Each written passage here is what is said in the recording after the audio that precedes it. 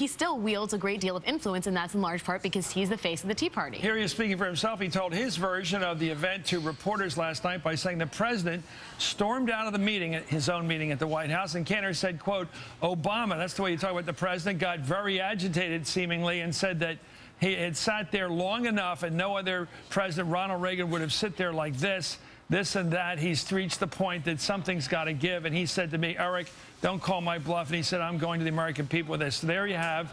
But a Democratic aide rebutted that story by saying, quote, for someone who knows how to walk out of a meeting, you'd think he knew it when he saw it. Cantor rudely interrupted the president 3 times to advocate for short-term debt ceiling increases while the president was wrapping up the meeting. Ron Reagan, 2 different accounts of a meeting. One puts the president in a very good light. The other one puts, well, the other one is Eric Cantor's putting himself in a very good light. Well, I suppose it's a he said situation, but in this case, you've got to wonder, Barack Obama, the guy who pulled the trigger on the bin Laden operation, the guy who pulled the trigger on the Somali pirate operation where they shot the hostage taker in the head, is he really going to start sweating through his socks sitting across the table from Eric Cantor? I think not. I trust his version much better than Cantor's.